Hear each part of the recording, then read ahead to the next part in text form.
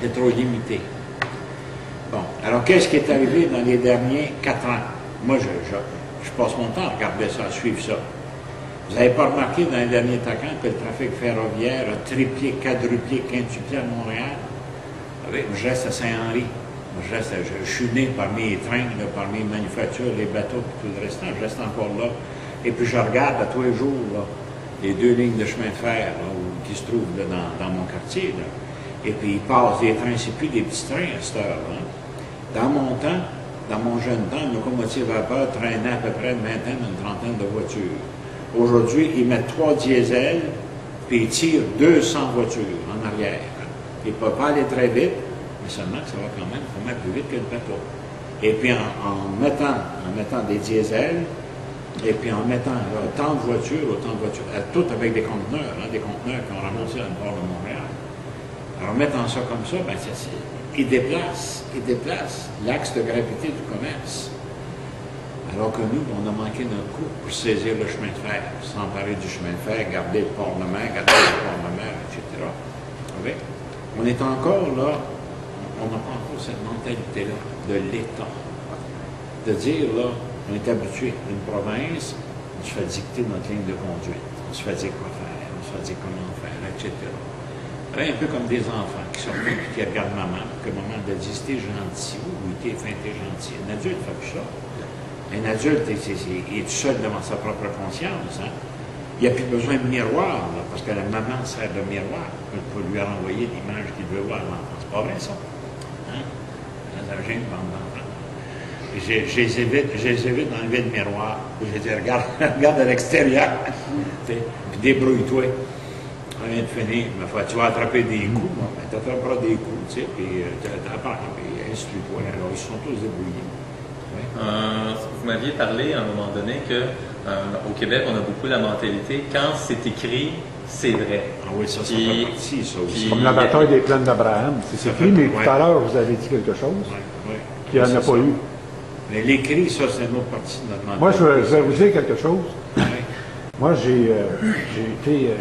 on a fait même un disque à Radio-Canada en 1979 sur une partition musicale qui a été trouvée par Louise Courville, qui est une flûtiste. Elle a trouvé ça, je ne sais pas trop où, un peu avant que moi je la connaisse, dans un couvent, puis c'était intitulé La bataille des plaines d'Abraham, composé par le général Wolfe. C'était une vieille, c'était très vieux. Moi, je vous le dis, j'ai même présenté cette pièce-là, moi, à Toronto, à un moment donné, là, en 1979. Et puis, moi, je sais qu'à un moment donné, moi, j'ai sorti cette affaire-là dans le Devoir, mais je me suis fait taper dessus par des historiens, des trucs comme ça. Là, puis même cette pièce-là, qui, bon, c'était quand même... On s'est mis plusieurs ensemble, René Boulanger, moi-même, et puis d'autres, là, qu'on a dit, on va laisser faire les historiens, on va aller vérifier exactement ce qui est arrivé. Okay. Il n'y a pas eu de bataille. Bon, il n'y en a pas eu. Il y a eu une escarmouche le matin, à 10 h du matin. 2 régiments français qui étaient sur les plaines tout seuls ont été pris par l'armée anglaise. Évidemment, c'est une affaire de rien pour une armée de détruire 2 régiments. Mais les 2 généraux ont été tués.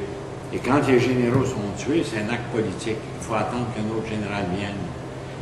L'autre ne peut pas prendre le commandement. La bataille était arrêtée. Finalement, le gros de l'armée française. Le général Wolfe, est-ce qu'il a existé ou il y a peut-être qu'il était pas général? Non.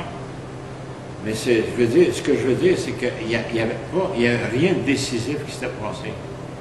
Bon. Et puis les Anglais n'étaient pas en mesure d'entrer dans Québec. Le gros de l'armée française était à Beauport. S'attendait que les Anglais débarquent sur les battues de Beauport. Et c'est pas arrivé. Alors, ce qui arrive d'important, et c'est là que la géographie joue un rôle majeur, c'est que 13, 14, 15 septembre, à Québec, dans la ville de Québec, on peut mourir d'hypothermie.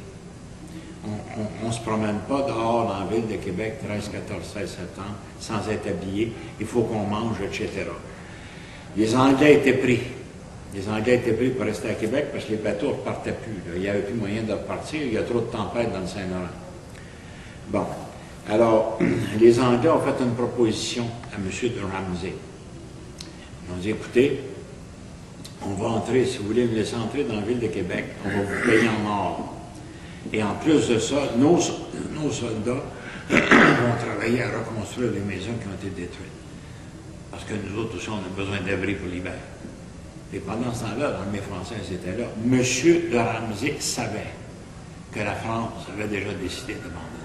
Il ne savait pas comment le dire. Il ne savait pas comment l'exprimer, parce que tout le monde... Il avait décidé quoi, excusez-moi, je ne sais pas comment. Comment? Vous avez dit qu'il avait décidé? Il savait que la France avait décidé d'abandonner. La France avait déjà décidé de partir. Maintenant, je vais vous expliquer comment ça s'est passé. Alors, pour nous autres, là, c'est entendu. Comment? Voulez-vous prendre ma place pour... Non. Ça va. Trop petite la carte. Laissez-moi juste finir. Bon, les Anglais sont entrés dans le Québec 5 jours après, le 18 septembre, alors que M. de Ramsay lui-même a ouvert la porte. Ils sont rentrés, ils sont changés, ils ont travaillé à la construction, ils ont travaillé à refaire toute la ville de Québec, et en plus de ça, ils ont payé en or pour la nourriture et les services reçus chez les habitants. Tout le monde manquait de nourriture. Les Anglais, finalement, étaient obligés de tuer leurs chevaux pour avoir de quoi manger. Le printemps suivant, alors que Ramsay savait que c'était inutile, la décision avait été prise en France, on vous laisse aller. Bon, on a d'autres raisons, on a une autre stratégie, je vais vous l'expliquer dans une minute. Bon, le printemps suivant, mais les généraux, eux autres, c'était pas Montcalm à ce moment-là, c'était Lévis-Mirepoix, le duc de Lévis-Mirepoix, puis Ramsay. Pas Ramsay, Vaudreuil. Ils ont dit, ça ne marche pas, là, ça vient de finir, on ramasse une armée, puis on sonde, puis on reprend Québec, puis les Français vont venir. Alors, ils sont revenus, le 28 avril, bataille de Sainte-Foy. Ils ont écrasé l'armée anglaise. L'armée anglaise est rentrée dans le Québec, rentrée se réfugier dans le Québec, se réfugier chez les habitants du Québec, se faire soigner, ainsi de suite, payer avec l'or qui lui restait. Mais c'était fini. C'était décidé que c'était fini parce qu'ils ont vu arriver des bateaux, c'était des bateaux anglais. Et les bateaux anglais ont passé parce que les Français ont laissé passer en premier lieu tout le long du Saint-Laurent. Maintenant, qu'est-ce que les Français ont fait de particulier? Qu'est-ce que c'est qu'ils avaient dans le crâne? Remarquez bien ça. Premièrement, stratégie tout le temps. La stratégie, c'est connaître le contexte. Le contexte, c'est qu'en 1760-61, la révolte commençait à monter chez les Yankees. Les généraux anglais savaient qu'avec les effectifs anglais en Nouvelle-Angleterre, ils étaient pour se faire battre. Ça ne sert absolument à rien, c'est mieux de céder. Vous n'allez pas prendre une population de 2 500 000 personnes avec à peu près une affaire de 12 000 soldats. Hein? Vous allez vous faire écraser, ce ne sera pas long. Quoique les Yankees n'étaient pas habitués à la guerre. Alors, premièrement, donc. Deuxièmement, les Français étaient déterminés à déplacer leurs efforts commerciaux, et ainsi de suite, vers l'Est, vers la Russie. Bon. Alors, en déménageant, en sortant du Saint-Laurent, leur armée, ils l'ont regroupée dans les Antilles. Ils ont regroupé, commandé par le général Lafayette, hein, et puis commandé par l'amiral de Grasse. OK? Là, ils avaient une autre idée en arrière de la tête. Ils ont dit, les Yankees vont se révolter. Bon. Si on les appuie, ils vont écraser les Anglais. Les Anglais vont partir. Ça va être très facile pour nous de reprendre la Nouvelle-France après ça. C'est ça, c'est le raisonnement.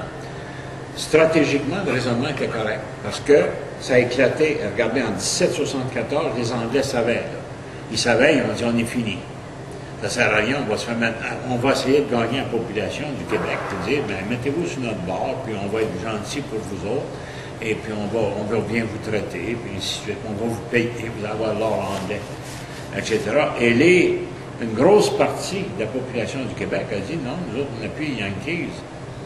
Et là, l'autre partie a dit, écoute, si tu appuies les Yankees qui gagnent leur guerre, on va se retrouver, nous autres, petite population de rien, seuls, contre un État puissant, massif dans toute l'Amérique du Nord. Tandis que si on appuie les Anglais qu'on déteste, parce qu'en matière de guerre, il faut souvent coucher avec ceux-là qu'on ne veut pas, qu'on n'aime pas, vous savez, ça arrive, des choses comme ça. Alors, si on se met avec des Anglais qu'on déteste, on maintient un autre pouvoir au nord des États-Unis, au nord du pays des Yankees, pendant qu'eux autres, dans le sud, vont se débrouiller tout seuls. La France était d'accord avec ça. Parce que la France se disait, les stratèges français,